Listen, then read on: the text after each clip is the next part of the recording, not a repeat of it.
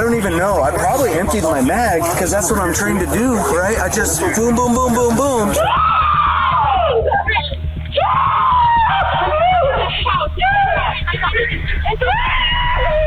On November 24th, 2021, just after 10:30 p.m., police dispatch in Aurora was flooded with multiple 911 calls. The reports are chaotic, mentioning several gunshots and a victim on the ground. Ring camera footage will later uncover the horrifying truth of what happened that fateful night.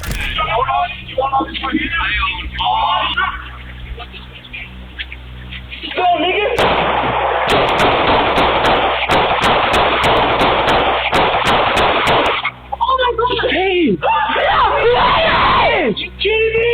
Is that Jacob? No, that's Peyton.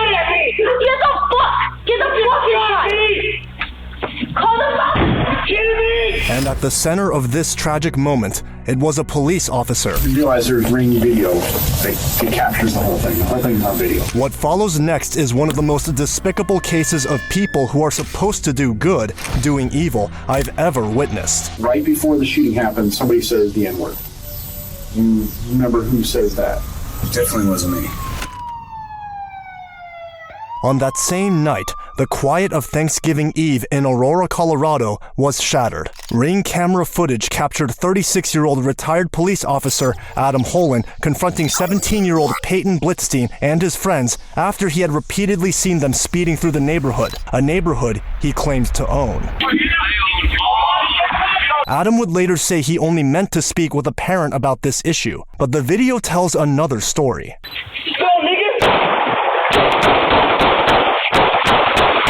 After arguing, he then opened fire, hitting the teenager multiple times. Peyton's family rushed toward him in panic and horror, but it was already far too late.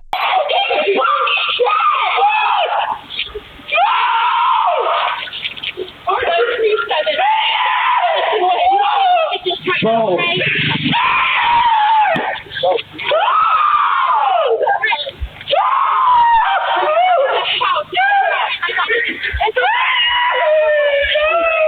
Soon, officers arrived, their body cameras capturing the first moments of the aftermath. No airway? Hey. Keep going. Who got shot? 1, 2, 3, Who else? 4, 5. I did in my shot leg. him? There, on the street, we see Adam Holen, a gunshot wound to his own hip, but his focus is elsewhere. He is performing CPR on a figure lying on the ground. This is 17-year-old Peyton Blitstein. As the perpetrator, Adam's cooperation is surprisingly immediate and total. You, step over there. Did you shoot someone? Yes, ma'am. I have a pistol. I have a pistol on my hip. We have officers here on sit on that site. grass. That's fine. Thank you. 911, we have officer sight, yes. We have officers here. Okay. Okay, thank you. Good. What the? Where's the... Is your gun still on you, sir? Yeah, it's right here on my hip. Hands up. My hands are up. Thank you. My hands are up on my hip. You want to grab it, ma'am? Yeah, you're good. Sir, there's Sarge, will Come you? grab my pistol. It's in my hip right here. He's right there. Okay, ma'am, I'm going to take over for you. Okay? I used to be an officer.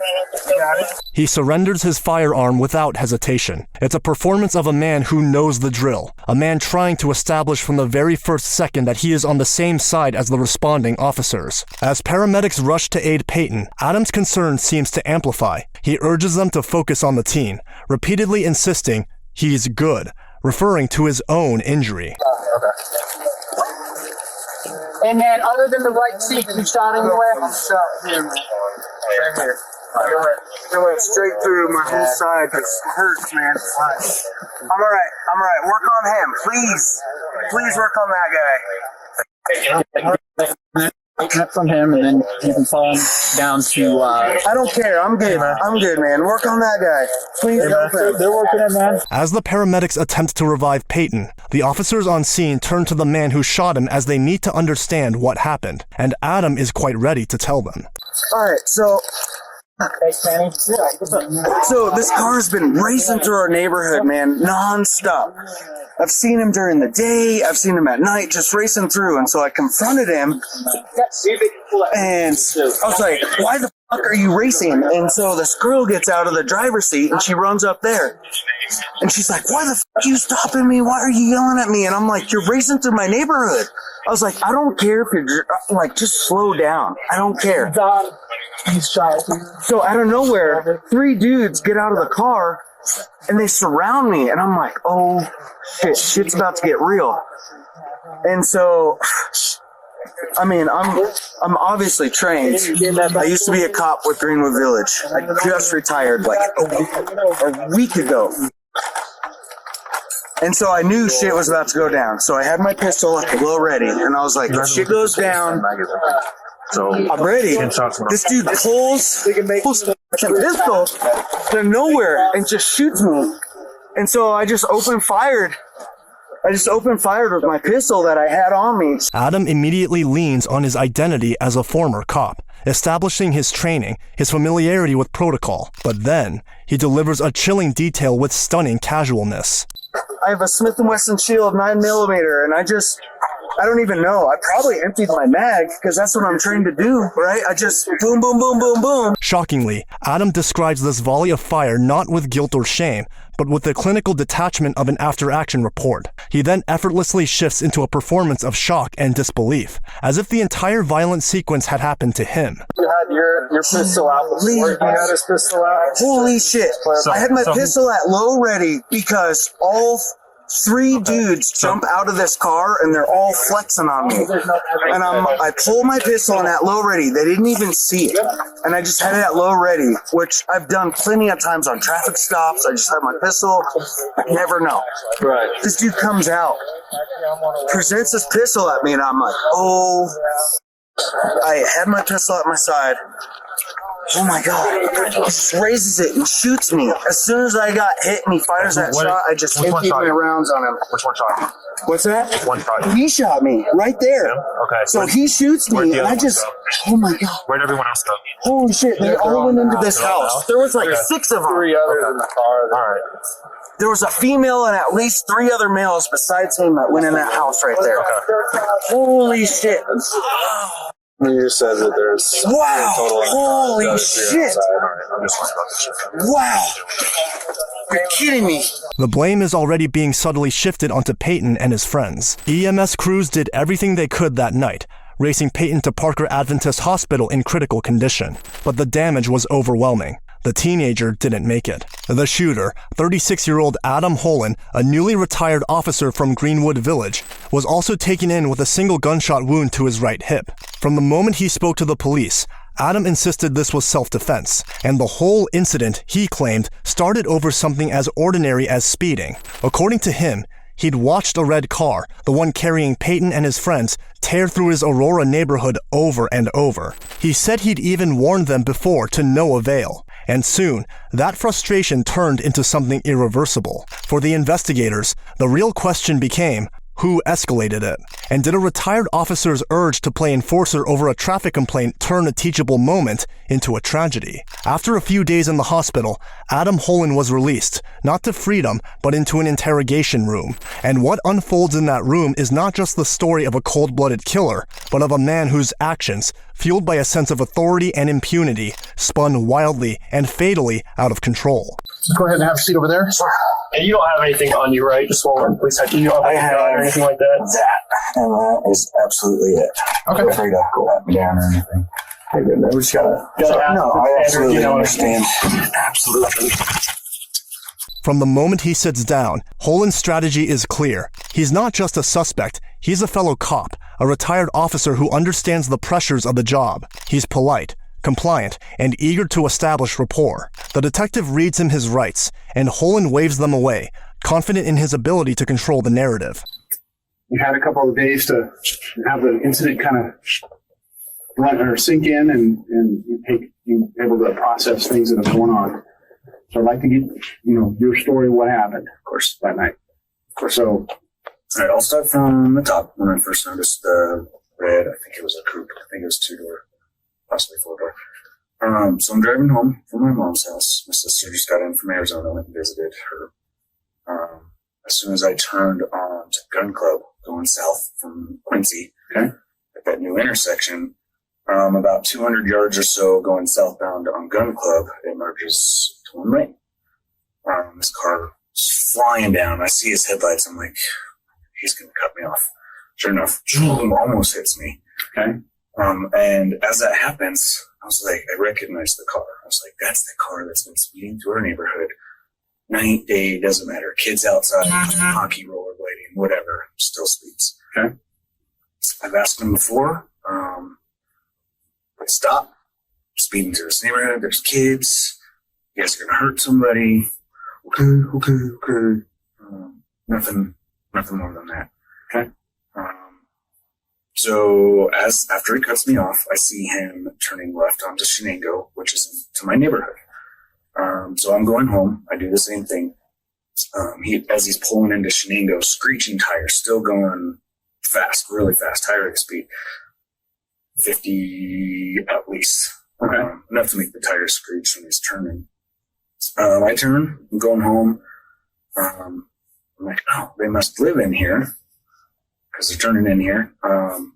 The second right turn is the turn onto my street, which is Addison. Okay.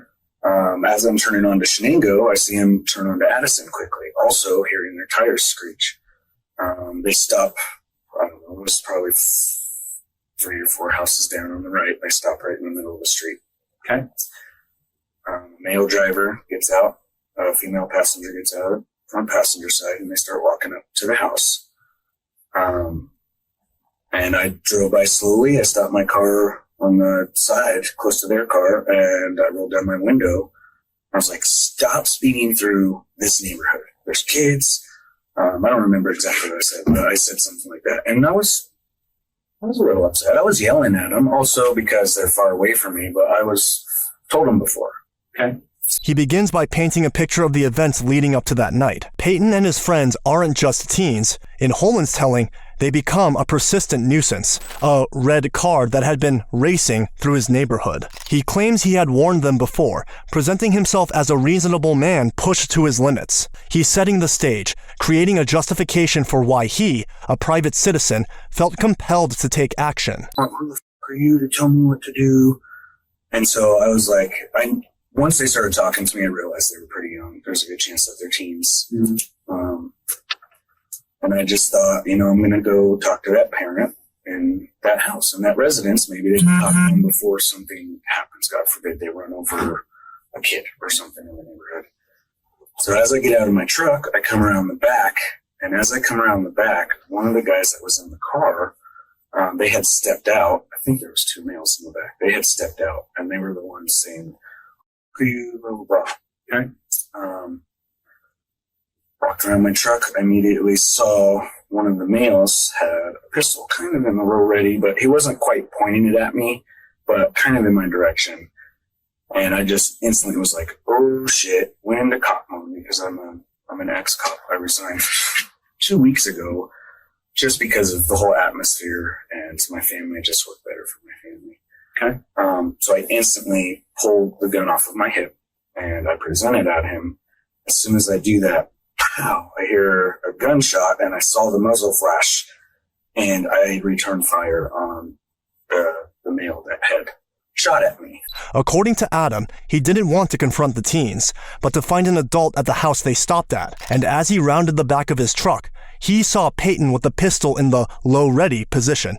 And then Holen did what his training dictated. He returned fire, but he didn't stop there. What he says next is shocking. I didn't realize I was shot yet, but I emptied my mag, or I came close to it, just because of training. As Adam had already admitted to officers at the scene, he didn't hesitate before firing multiple rounds. He didn't seem to grasp that a teenager was standing directly in front of him, or that he himself had only been shot once. Yet he unloaded almost an entire magazine at a 17-year-old boy. And I realized this kid is in serious condition. And so I got in my truck. I live 4 or 5 houses down on the left. Got in my truck, drove home, and the reason I did that is because I have a trauma kit in my hunting gear. And I just went hunting a couple weekends ago, just in case something happens. I have tourniquet, all that stuff. Okay. Opened my garage, couldn't find it, and I was like, I am wasting time. So I sprinted back, left my truck in my driveway, sprinted back, immediately started doing CPR on the kid. wasn't bleeding, didn't have a pulse. Yeah. There's blood coming out of his mouth, so I skipped the rescue breaths. I was just doing chest compressions. I heard sirens in the near distance, so I knew they were getting closer. Okay. I just kept working on him the whole time. I just shot him. I was like, come on, buddy. But at the same time, I'm worried about the house because once the shots were fired, all the kids ran into the house. And I'm worried. Retaliation. Do they have guns? Do they have knives? So still working on this kid, trying to pay attention. A female officer arrives on scene first. Once she got there and I realized it was her, an officer, I stopped compressions. And I immediately put my hands up. I don't remember if it was on my head or what. And I said, I'm an old cop. I'm an ex-cop. I was the shooter. The pistol is in my waist. And I kept my hands up until they removed the pistol. They had me sit down. They checked me. Other officers that were arriving on scene, they said, you all right? You all right? I was like, well, my leg kind of hurts. I sprinted down here. They might have pulled something. I don't know if they look. There's blood coming out. Paramedics take me to the hospital. What's even more interesting is how he describes the aftermath with a tone of heroic urgency, driving to get a trauma kit, running back, performing CPR. It's a compelling story of a defensive shooting followed by attempted life-saving measures. Adam tries hard to come across as immediately remorseful and cooperative, as if he were more worried about Peyton's condition than his own gunshot wound. But when the detective starts unpacking what Adam was really thinking and doing in those moments, a much darker picture emerges. And somebody, and you realize there's ring video, it captures the whole thing. The whole thing's on video. Okay. And my wife said that it was up there. I didn't. It sounded, so at some point somebody says, love you, sweetie. Yes, sir. That was me. I was like, love you, sweetie. Say goodbye. Like, get out of my neighborhood. Like, let's go type of deal. And she was coming up to the door and going in the house. Correct. What was that kind of comment? Was it just kind of, what was it? It was just kind of a nonchalant, like, love you, sweetie. Like, cause they were at the door, like, kind of doing like, I don't know, like hug or kiss goodbye or something. And I was just saying that, like, come on, let's go. Get out of my neighborhood type of deal. Okay. The tone alone of his comments said plenty about where his head was, irritated, impatient, and very much trying to stay in charge of the moment. And what came next pushed that attitude even further. When you were in the car, do you remember some of the statements you were making to him, or what do you remember saying to him? I remember saying stop speeding or racing through my neighborhood. And I don't remember exactly, but it was something, I know I said that, but other things along those lines. Like there's kids that live here or something like that I was yelling at them. Okay. Do you recall somebody saying something about owning the street or owning this place? Like, I might have said like, this is my neighborhood. Okay. But I don't recall. No. Okay. Do you remember saying like, I own this neighborhood? I don't recall. Okay. I don't believe I would have said that, but I don't recall. All right. When the detective presses him on it, he brings up a witness who claimed Adam didn't just yell. He declared that he owned all of this neighborhood. That's not just frustration slipping out. That's a man flexing his dominance over some teens, even if he refuses to admit it.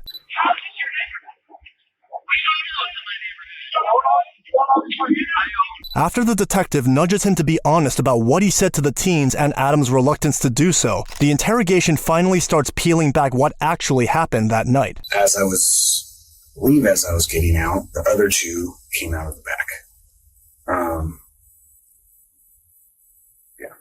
And so what made you get out of the car? I was going to go talk to the parent or the adult at that residence and tell them these kids have been speeding through the neighborhood. They're going to kill a kid. Can you please talk to them or something? Because I figured the parents probably knew them since they were dropping them off. He walked her to the door or whatever. Okay. So I was just going to go talk to the parent and say, look, this is pretty serious. Like, they're not just like going a little bit over, like they're speeding through the neighborhood. There's almost a kid that lives in every single one of these houses. So I was pretty much going to inform them to see if they could talk to the kids. Because obviously the kids weren't listening to anybody else. And after they had said, who are you? I was like, well, maybe I can talk to an adult, or maybe they can like help me. I don't know. get him to stop speeding through the neighborhood. When they said that, they said like, how did that make you feel when they did that to you? Well, I don't know. I don't know. Honestly, I was just like, stupid kids, they're disrespectful, whatever. Yeah. I didn't feel threatened by any means, and that's why I continued to the house. I was going to walk right by him and just be like, go talk to the parent. And it wasn't until I didn't feel threatened and in fear for my life until I had come almost around to my truck, completely on the backside by the bed. And that's when I saw the pistol, and that's when I immediately feared for my life and relied on my training. Okay. So let's go to that point. When you said you saw the kid, can you kind of like show me what you saw? Like you were the kid. Like I was the kid? Yeah. Okay. So the kid had his back. So let's say this is the house. Okay. And I'm about where you are. So I'm coming around my truck, and the kid was standing. I don't remember if he was standing behind the trunk of the red car, to where like his lower legs weren't showing, or if he was standing behind it to where I could see him all. But when I walked around, I saw the pistol here. Okay. And that's when I immediately grabbed my pistol. He fired the shot. I returned fire. Okay. You can go ahead and sit back. Yeah. Do you recall what color that pistol was? It was dark. It had like a little shine to it from the light. I don't recall. I don't recall exactly what color it was. And I couldn't tell if it was, I don't believe it was a revolver. I believe it was somebody else's pistol. Okay. It all happened so fast. And as I was approaching on him, and after I pulled my pistol, I didn't fire. And I don't know why I didn't fire. Maybe because I wasn't in cop mode at the time. I knew he was a kid. I was seriously like, is that seriously like a real gun, a BB gun? And at that point, I was like, it doesn't fit. All these things are going through my head like super quick. Yeah. And I didn't fire until I was fired. So what made you approach that kid? After or before? You said when you were approaching him, and you kind of sure. So when you after were returning, but what made you go towards that kid instead of going up to the house? Because I saw the pistol, and I had already had my pistol drawn. So I had taken. I'm not like super quick, but I had taken a few steps towards him to let it be known that I had a gun. I will defend myself, and that's what I was thinking. And then that's when everything happened, all the gunshots. Okay. Up to this point, the interrogation feels straightforward, almost as if Adam had simply reacted in self-defense. But then the detective drops a question that shifts the whole tone, one that will crack open Adam's version of events later in the interrogation and sets up everything that's about to come. So it depends. That night, I had it inside the waistband, and I always tuck my shirt in between the actual pistol itself and my skin, especially when I'm driving, because it rubs on my skin. So that's how I was wearing it at the moment. And so in a holster, or what kind of? Yeah, it's a inside the waistband holster that's specifically made for that gun. And like I said, I had my shirt tucked in just because of the driving aspect. What color holster is that? It's black.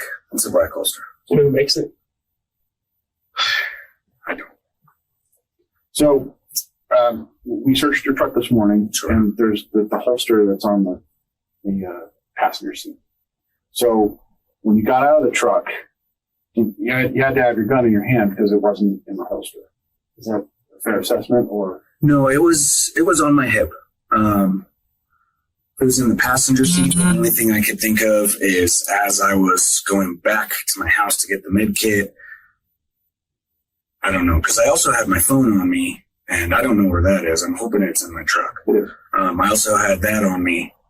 I'm not sure how the holster got in there. I do remember, though, when I got back and I said my gun's in my waist, I realized I didn't have my holster. because, I mean, that's when my hands were, and the officers removed it from my waistband. Okay. Adam insisted his gun had been holstered in the truck and brought out only from his waistband, but later evidence would prove that claim false. This single point would dismantle the premise of a peaceful approach, because a man seeking a calm conversation doesn't approach with a drawn weapon. For now, the detective steers Adam back to the confrontation that set the chain of events leading to Peyton's death in motion. Say you could not see anything until you rounded the corner of your truck. Yeah, until I got to the back, about that halfway point, that's when I could see them. Okay. And then could you see him with the pistol before you rounded the truck? The end of the truck, or was it right there? Did that happen right there? When I rounded the driver's side, I couldn't even see them. But as I continued, that's when I saw it. Okay. And you again said the kid had the pistol. Similar to low ready. It wasn't pointed at the ground. It was more like this, and so it was in my direction. Okay. Adam sticks to his story, insisting Peyton had his pistol at low ready and aimed it at him, trying to frame it as self-defense. But then the detective brings up a very crucial detail. Well, I'm going to go back. So right before the shooting happened, somebody says the N-word. You remember who says that? Definitely wasn't me. Okay. I mean, the kids were hooting and hollering at me, like, who the fuck are you? That type of stuff. They were just yelling all kinds of stuff, just like, who are you? Like, should yell at us or whatever. And I was like, these kids are being so disrespectful. I'm not going to talk sense into them. Maybe I can see if the parent will help me talk sense into them. Okay. How was their body language while you were talking? One, the driver was kind of, had like a more aggressive type body language, but the other guys back by the vehicle didn't have an aggressive, as far as I remember, didn't have an aggressive stance or anything like that. And they weren't animated with their hands or anything. They just kind of. Not that I remember. Okay. And so somebody says, they throw out the N-word. So that's Something to the effect like, come on. let's go. And then they said it. Yeah, that's what it was. But so you're saying you're not the person who said those words? No, and I don't even remember hearing that part, but I just knew they were yelling and saying all kinds of stuff. Okay. So I wouldn't even say yelling. They were just, it was loud. They weren't like banter or? Yeah, it was more of like a bantering. Yeah, I didn't feel threatened at any point at that time. Okay. Yeah, and like I said, I was just gonna go talk to them. I saw the mom. And His version of being the calm, reasonable adult is starting to crumble, especially since he claims the driver, a black teen and one of Peyton's friends, was the only one acting aggressively toward him. But that's just one thread the detectives are following. They still have a long way to go before Adam will admit anything, so they start by focusing on the aftermath. So after the shooting happens, right? What do you do next? I don't remember if I approached further or I just instantly thought, I knew at what I had done. I knew I had put a lot of rounds into him. And so that's when I was like, I need to save this kid. And so I got back in my truck quickly, drove to my house, attempted to find my trauma kit, my med bag. Okay. What did you do with your gun? Was that when you put it in your waistband? I don't remember. That must have been when I put it in my waistband, and I'm not. Then Adam brings up something he knows could help his case. You get out of the car. Your intent is to go talk to the parents. Right then, when you round the corner, you see him with a gun, and then you start going towards the gun. After my pistol was drawn. Yes, sir. Correct. So you approach him. He shoots. You shoot back. Yes, sir. Okay.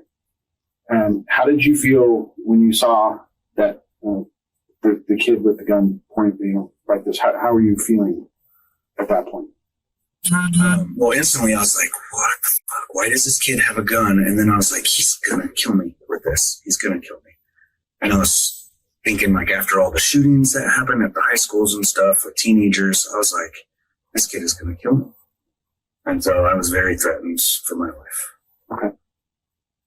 He seems aware that by insisting he felt threatened by the teenage boy, he could strengthen his self-defense claim. But if Adam thinks that this will help his case, he's in for a shock. The detective's next question completely undercuts his claim that he only wanted a peaceful conversation with the parents, not a violent confrontation. And then with regards to other training, have you been trained on citizen contacts and how to deal with citizens and de-escalation? Absolutely. And things like that. So what kind of training have you gotten with that?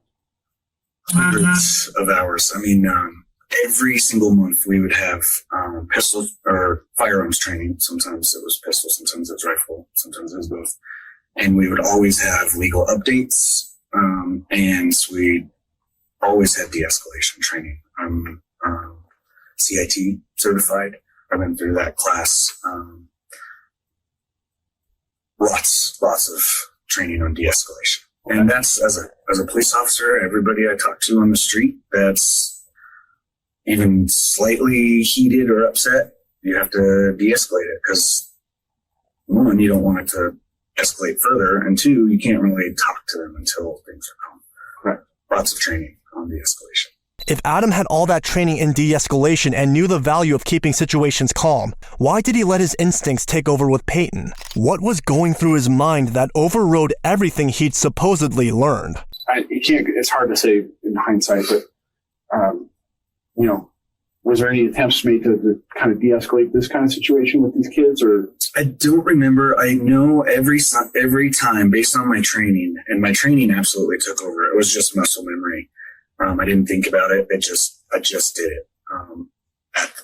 At the range, when we go, every time I pull my pistol, I either say, please drop your weapon, or drop your weapon, or something of that nature. Okay. I don't remember if I said it, because it happens all the time, but based on my muscle memory and what I did, I more than likely said, I can't recall if I said it or not. Okay. And I knew at that point, once I saw that pistol, that there was no verbal de-escalation that was about to happen. Once there's a firearm present, if there was a knife, sure, maybe. Completely different story.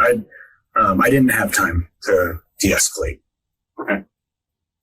I was in fear for my life at that second, and yeah, I knew I didn't have time.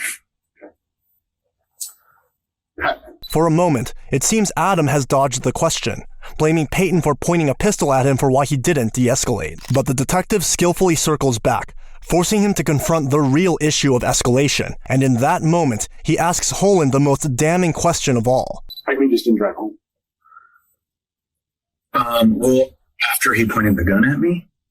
Or before? During the whole, the whole thing, you could have just drove home. I could have, yes. I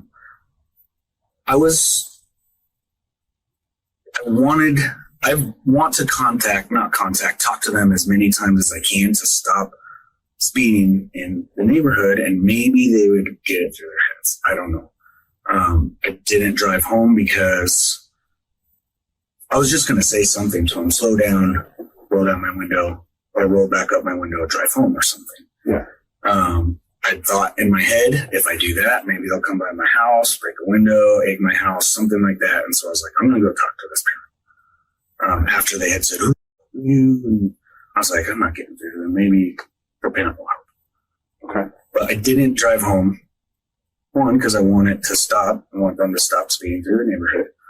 And two, I didn't want them to know where I live, because I live right down the street. Yeah. That's why. Okay. All right. So your main intent was to go talk to the parent, you didn't intend to escalate with these kids. You wanted to go talk to the parent. Absolutely. Well, and there was 3 males. I mean, I know the cop, honestly, I can hold my own, but there's 3 of them. And so my plan was to walk right past them, not say anything, go talk to the parent, because obviously wasn't getting through to them with just that little time I had to talk to them while I was still in my truck. Okay. And I was just going to go right past Okay. Adam is forced to admit it. He could have just gone home. Every off-ramp was there. Drive away. Call the police. Avoid the confrontation entirely. But he didn't. He chose to follow, approach, and confront. That choice alone undermines any claim of pure self-defense. One of the sergeants said that you told him that the guys were muscling up to you and you thought you were going to get beat up. Remember that statement? Yeah, so I don't remember that statement, but when I had said, slow down, what do you, and after that, the male who was the passenger, or I'm sorry, the driver who had dropped the passenger off at her house and locked her up, was coming at me doing that. The other two males were not. And I thought at that point, I thought, don't say anything. You know, I don't want to start a fight or anything. Just go and talk to their parent. Okay. The male that did that, which male was that, dude? I believe it was the driver. Was he white, black? I think he was black. Okay. He had I don't remember if he had a hood on. I'm pretty sure he was a black male. Okay. Do you remember the color hood he had on? Dark clothes. I think he had like a black sweatshirt maybe of some sort, a black coat. I don't remember exactly. I know, pretty sure it was dark colored. And then, so you saw him, you say he kind of did this when he was coming off the porch to the car? Yeah. Did he continue to do that, or? I don't remember. Because at that point, that's when I was like, I'm going to go talk to the parent. And so I had gotten out of my truck. So I don't know if he continued to do that. When I rounded the corner, I don't know if he was still doing it. I just saw that pistol and just reacted. Okay. So I have no idea if he continued. Okay. Now, and you pulled that firearm because? Right. Because I had seen his firearm, his pistol. Okay. And then you seeing that pistol caused you to advance on him. Right. I just went in, once I saw that pistol, like I said, I didn't think. It was just muscle memory, and I just did it. Okay. How do you normally carry your pistol? Like in what condition? What do you mean? Like with the holster? Like you carry a magazine in it with ammunition? Yeah. Chamber? Yeah, I carry one in the chamber. I load up my full mag, so my shield that I was carrying that night, it's 10+1. Okay. Right, 10 in the mag, 1 in the chamber. Okay. And that's how I always carry. I also have another magazine that I keep in my truck, just in case. You never know. Over half an hour into the interrogation, the detectives focus on Adam's gun. His claims seem important, though he has no idea the evidence disproving his story about keeping the gun in the truck will surface just 20 minutes later. At any point, when you were in the truck, did you point your handgun at any of these kids? When I was in my truck? No, absolutely not. Okay. Was it at any point when you were in the truck, did you take your gun and rack the slide? No, because I always carry one in the chamber. There's no need to rack my slide. Okay. There wouldn't have been any need to do it for like effect, right? No. And if I would have, you guys searched my vehicle. If I would have done that and I carry one in the chamber, there would be a loose 9mm Hornady self-defense round somewhere in my vehicle in the passenger seat or something. Yeah. Okay. You didn't find it. So, all right. Next, when the detectives ask about his attempts to help Peyton, Adam's response is unsettling for someone who had just fired multiple shots at the teenager. How long do you recall doing CPR on the kid? I mean, it felt like forever, right? But realistically, 35 minutes or so? I don't know. Okay. It's just, I wasn't thinking about time, obviously. I'm thinking about trying to get a pulse back on this. It's probably just the cop in me. You guys as well. You're trying to hurt somebody. I didn't take it personal. I didn't take anything personal as a cop, and I knew that this kid needed help. Whether he had shot me or not, I knew that I needed to try and help this kid, try to save him. I knew he was dying. Okay. I knew he was dying, and that's why I tried to go up and get my trauma kit, because I figured the stuff I have in that, I'd possibly pack a wound. I have the chest seals. I have everything in this trauma kit. And that's why I went up and got it, because I knew that he was in very bad condition. Yes. Did he make Adam repeatedly pins the blame on Peyton, calling him the shooter, and emphasizes that he was trying to save him because of the cop in him. In fact, he almost appears detached from the fact that he shot a teenager multiple times, portraying himself more as a victim than the teen. Did he make any statements, or did he? The shooter? Yeah. When you were attending to him, did he say anything, or was he even conscious? He was not conscious, not breathing, did not have a pulse. Okay. He didn't say. Yeah, at that moment, unfortunately, that's when I knew he was deceased. Okay. Or had a very slim chance at survival. The interrogation shifts back to the shooting. The detective presses Adam on how many rounds he fired, and the answer is chilling. And I know it happened so fast, but how many rounds do you recall you shooting? If I didn't empty my magazine, it was pretty close to it. I know more than 6, possibly all 11. I don't recall. Holen admits he fired rapidly, likely 6 to 11 shots, while Peyton fired only once. It's chilling to think all of this started over a speeding incident, and that Peyton died so violently. I've actually thought about this, like, how many shots? And I was like, I had to have come pretty close to emptying my magazine. That's all I know. And then, the detective asks a haunting question. Why so many shots? So many shots. With my training that I've had, I am trained to eliminate the threat. Adam's justification is appalling. The threat had to be eliminated. In his mind, the 17-year-old was a target that demanded neutralization. Of training videos where people have been shot and they keep coming at you. I've seen multiple training videos and heard multiple stories where people, get shot 8 times and they're still coming at you. I know in training, we have gone through different trainings to where if I had to simulate that I get shot with a sim round or whatever, I fall and I still return fire until the threat is gone. Okay. I didn't know that the threat was gone. He was falling as I was shooting. I noticed that. I just continued. I wasn't thinking about it. It's just the training that I've had that until the threat was eliminated. And I guess that's when I stopped. I don't recall exactly when I stopped. Did you perceive how many times he fired?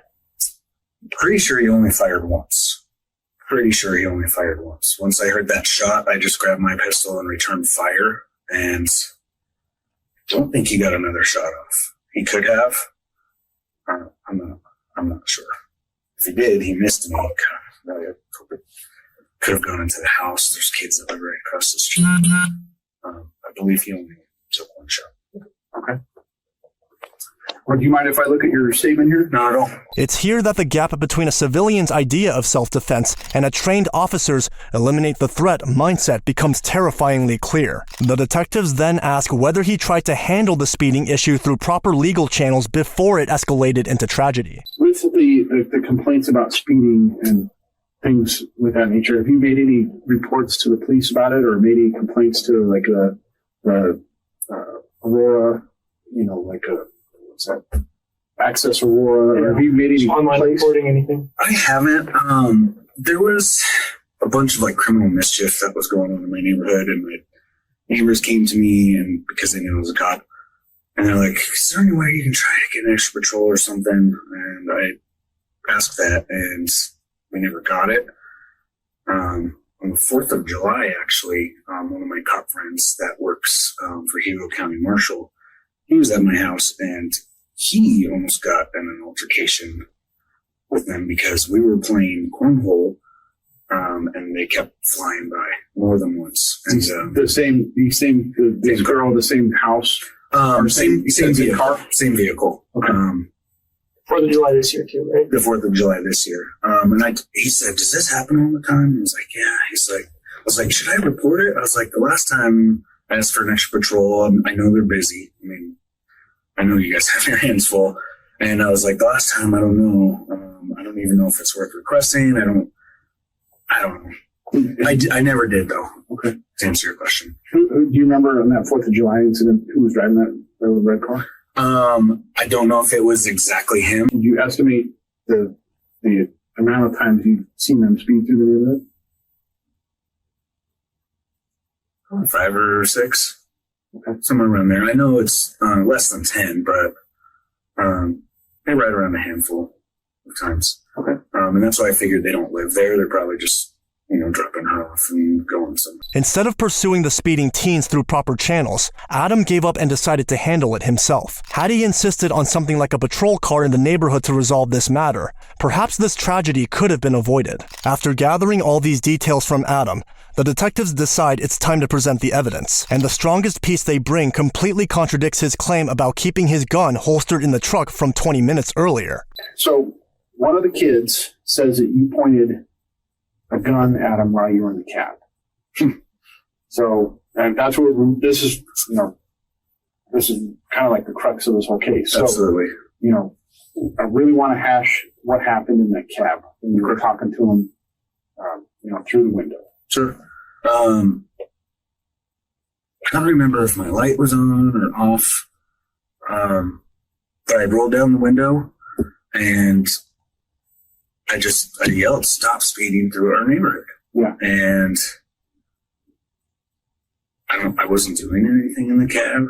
I probably had one hand on the steering wheel because that's how I drive. Okay. Left hand on the steering wheel? Yeah. Okay. And I wasn't planning on getting out. I thought they would just, say something like, blah, blah, blah, and then go home. But they were like, we'll do what we want. And so that's when I decided to go up and speak with an adult. Okay. And earlier you said you keep your gun on your right hip? Yeah, I do. And that night, how did you have it carried? Concealed, open carry? It's inside the waistbands, but it's open carry because I tuck my shirt in, and so the pistol is fully visible. Okay. And in your truck? Other than the very butt of it. The muzzle. Okay. Obviously, because it would be in the holster. Correct. So, inside your truck, can you describe your truck? Is it a bucket seats? So I have 2 bucket seats, and then in the middle I have a center console that doesn't raise up into a seat. It's just a set center console right there. Okay. Do you know how tall? How is it? Is it a tall center console? It's raised. I would say probably similar to this, just enough for like an armrest. Okay. Or to where I can lean on it. It's not probably just, I guess, average, just enough to put my arm on it. Okay. So definitely not a straight seat. So correct.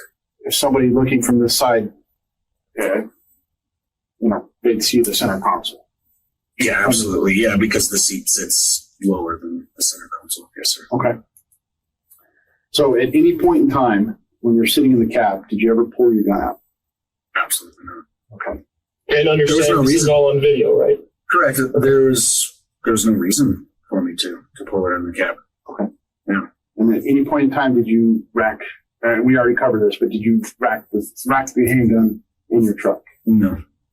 Every time I put it in my holster, in the morning or whenever I put it on, I always do the check, make sure it's there. I always have it on the side. Always. Okay. It's just habit being an officer. I don't want to have a situation like this. Have you ever carried a gun without a round in the chamber? Would that be unusual for you? Absolutely. Mostly just the way I'm trained. When I was a cop, I carry one, and I don't want to use that extra half a second to have to rack it and present it. I just want to pull it and have it ready. So that half second can mean life or death, and cut that half second out of there. They reveal that a witness, one of Peyton's friends, saw Adam draw his weapon while still seated in his truck. This directly contradicts his earlier account and suggests the escalation started well before he stepped out. I guess just to have a mental picture, right? One, if you wouldn't mind, could you actually demonstrate from the time you pull up in your truck to getting out of the car exactly what that looked like? I know you can't really stand up while I was in my truck? So you kind of started. So you had your left hand on the steering wheel. Sure. You have a verbal exchange with the people outside. What was your other hand doing? I think I was leaning on my center console, but I don't recall, but that's usually how we drive, and I would imagine that's where my other hand would be. As things start kind of like escalating, you said the kids are telling you, like, you can't fucking tell us what to do, something like that. Right. At any point, out of reflex, habit, training, I don't want to put words in your mouth, did you index your firearm with your hand, just rest it there? Is that a possibility? No, because I didn't feel any threat at that point. Okay. And then just curious, so you're not a police officer anymore, correct? Correct. Okay, so... I am post certified. I'm not duly sworn with any department, though. Okay. At the moment. Might seem like a silly question. Is why did you have a handgun on you that particular night? I always carry it. Okay. Ever since my resignation, I went directly to Arapahoe County Sheriff's, applied for my concealed. I'd rather have it than not need So it. you have a concealed carry? I do not. And that's why I was wearing it with my shirt tucked in, because I do not have a concealed carry. Okay.